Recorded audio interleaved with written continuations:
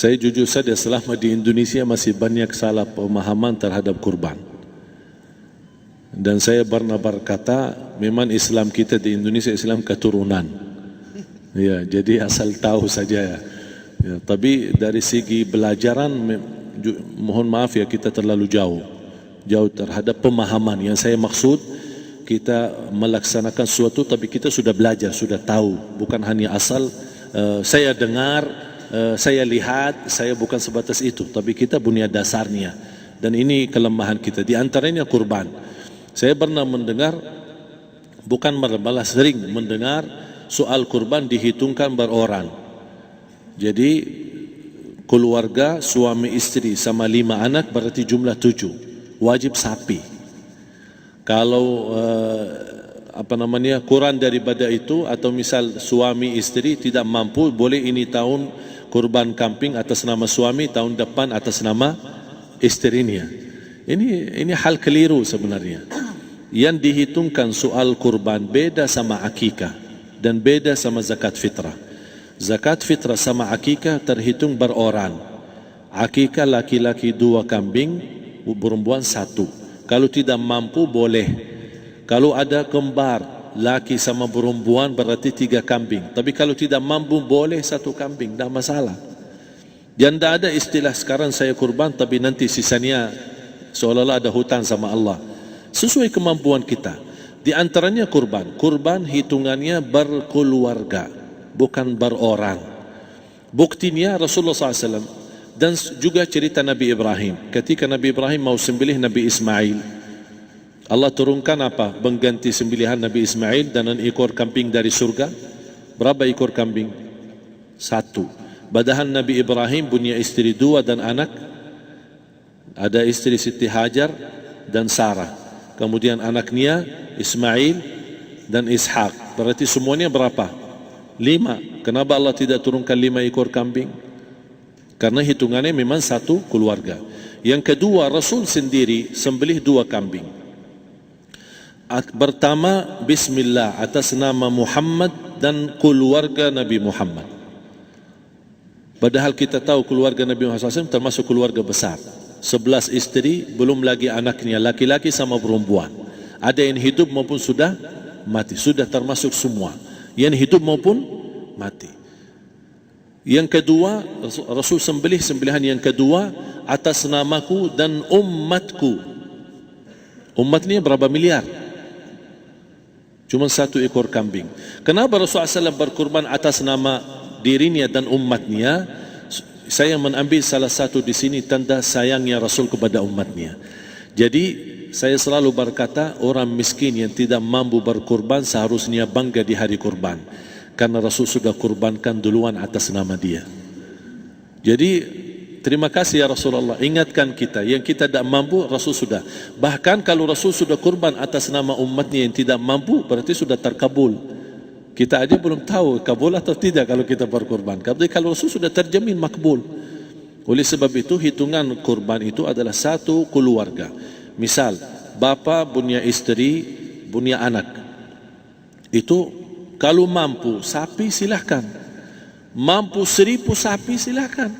Kalau soal kemampuan tidak ada masalah. Tapi kalau soal kewajiban, tidak ada wajib lebih daripada 1 ekor kambing.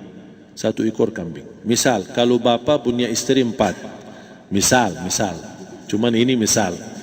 Ya. Istrinya 4. Setiap istri anaknya 10. Berarti jumlah berapa? Anak 40, istri 4, berarti 44, sama bapa 45. Wajib 1 ekor kambing saja. Cukup untuk semua ini. Tapi kalau soal mampu, ya silahkan. Mau 1000 kambing boleh, mau 1000 sapi boleh. Tidak ada yang melarang kalau soal kemampuan.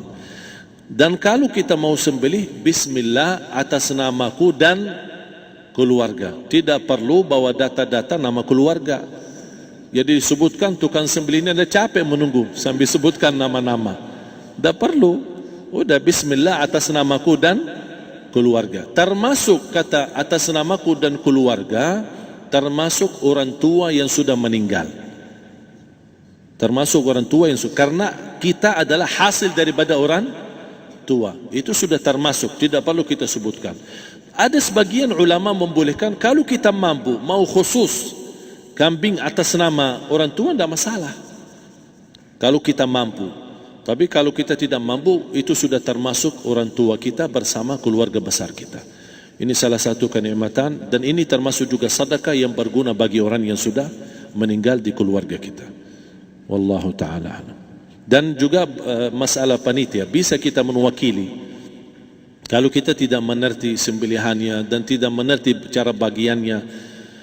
Tapi ada satu sunnah yang termasuk kehilangan sunnah ini, adalah banyak yang tidak mau makan dari hasil kurban. Padahal itu sunnah Rasul. Dari akikah boleh makan, dari kurban pun boleh makan. Bahkan sunnah SAW dibagi 3. Sepertiga pertama dihadiahkan. Maksudnya kata dihadiahkan kepada orang kaya.